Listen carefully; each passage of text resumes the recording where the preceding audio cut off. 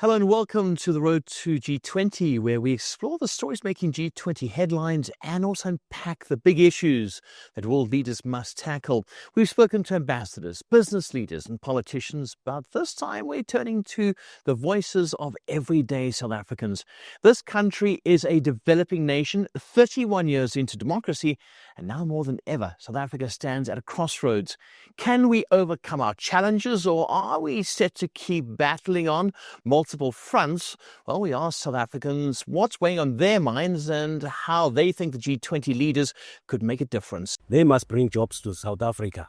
Yes, because our economy is going low, and then if they can bring jobs and also some safety to the peoples. Stability. I need stability. I need peace. As we have families, we need peace. Those things of wars, corruption, crime, whatsoever, we need world leaders to talk about peace.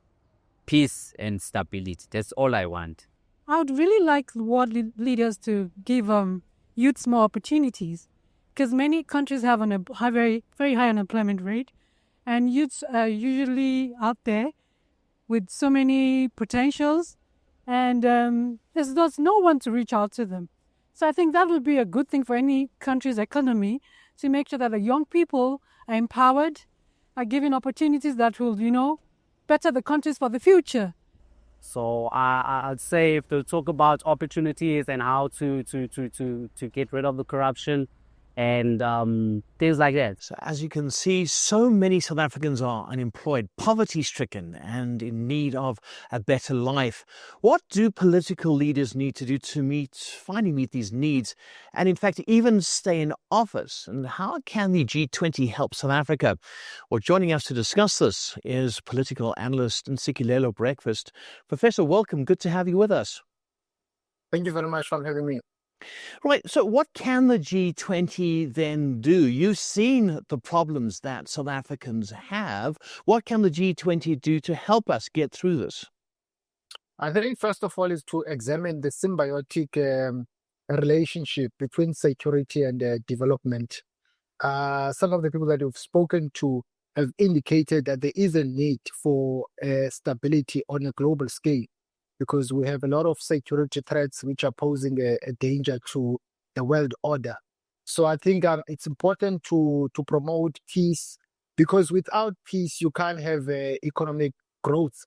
And without growth, you can't have a trickling down effect. You can't address inequality, poverty, and unemployment.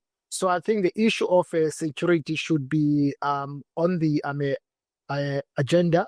If development is also something that they want to promote.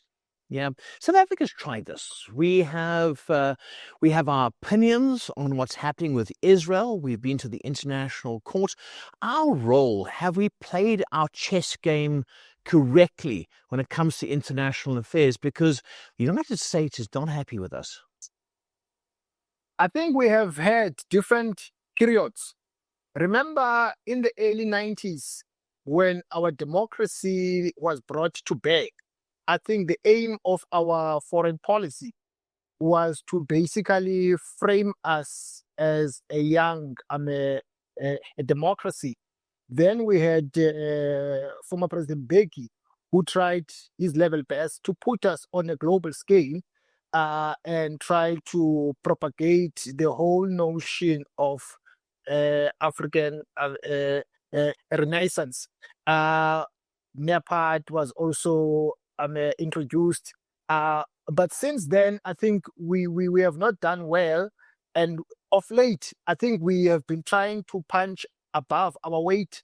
I think the idea of instituting a grievance against Israel at ICJ, I think maybe we got carried away there, because there has been a pushback from other quarters. For instance, you might have heard that Trump says that he will not come down here by himself in person. He's going to send someone, which is a bad thing, because you can't have a G20 conference without a leader of a superpower. So there have been wrong foreign policy positions, I think, that we have taken So there is a need to rethink our foreign policy posture. But interestingly, I think under the circumstances of the GNU, South Africa, in my view, doesn't have a foreign policy that is embraced by all the coalition partners. The current foreign policy is still the foreign policy of the ANC that it used to use while it was governing by itself. But now we know that one party dominance is a thing of the past. So I think there's a need to have a coherent foreign policy that is supported by all the coalition partners. It's interesting that you say that, because President Thabo Mbeki, or then president, he had the peer review mechanism, and I remember that well. And perhaps it's time to look at international states and say, look at us. We need job creation. We need to do better with what we are doing. Is it not time, Professor, to call and help and say, let's bring back that peer review? Yes, I think you've hit the nail on the head on that score. Remember, at that time also, the idea of NEPAD alongside the peer review mechanism, it came from Mbeki and the former president of Nigeria, Obasanjo. And because of that, we were able to be taken on board by the leaders of the G7 or the G8, and we became part of the G20, representing the global south. And South Africa was taken seriously on a global scale during that time. But I think of late, because of some of the foreign policy decisions that we have made, we have not been taken seriously, and we have lost that traction, and we have been questioned on other issues of human rights. Sometimes we apply double standards. For instance, we will come across to be standing for the culture of human rights on the one hand. On the other hand, we'll turn a blind eye when there are human rights abuses in Zimbabwe and also in other African states. So yes, there is a need to support the idea of peer review mechanism, and if it is not at play, call for it to be introduced again. Yeah. Professor, I just want to change tack a little bit. So I want to go to job creation. And you would have seen when talking to various South Africans that jobs, major problem in our country. In fact, we went wide and far, and many people said to us, I don't have a job. I am desperate. Is it not time to speak to other countries to say, let's get investment into South Africa? Let's use the G20 right now to make sure that we get our jobs into our country, because the situation is just not getting better. No, I fully concur with you. Our economy has not been growing the way it should have because of some of the wrong decisions that were made by our leaders. Remember, we are coming from an epoch of state capture. And also we must bear in mind that our economy does not exist in isolation. It is part of the global economy. So there is a need for South African leaders to partner with other leaders on the continent and also elsewhere, and also try to look for other opportunities around the world, and not only limit ourselves to EU and also to the US, given the fact that there is a bad blood between us and the US in particular. So there is a need also to think strategically so that we can grow our economy. Because if the economy grows, there is an assumption that there will be a trickling down effect. And by so doing, we'll be able then to address these social ills like inequality, poverty, and unemployment. And also corruption. There's another social ill right there. We have a major problem with corruption. We've got our police minister at the moment. He is on special leave. We have this commission of inquiry into our police. Maybe G20, we can turn to them again and say we might need a referee, somebody else to say, let's have a look what's happening with your police. Let's have a look at what's happening with corruption, because we need to sort this out and to stop it, because those ratings agencies are not looking at us with favor. No, of course. Corruption is a serious threat. The public trust between the citizens and the powers that be has broken down.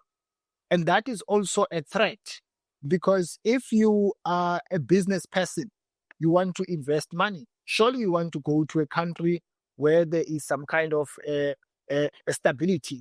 So corruption really does pose a threat to the stability of the country, in particular of late, in terms of the claims that were made regarding institutionalization of corruption in SEPs. So there is a need to really fix the institutional challenges that we have if we want to attract foreign direct investment. Let's hope. We really do need to see change in our country, and let's hope that we see that change, that corruption goes, we get jobs for South Africans to stimulate our economy and, of course, increase our GDP. Many thanks to political analyst Professor Ntsikelelo Breakfast. 31 years into democracy in South Africa is still battling with several big issues. Perhaps the G20 members can assist in collaborating with South Africa when attending to unemployment and beating corruption as well. Well, follow us on our social media platforms for the latest G20 updates. Just a few months to go until the summit. The clock is ticking for South Africa to craft a strong game plan, I suppose, alongside its fellow G20 members. Hopefully, we will have a different conversation very soon. Until next time.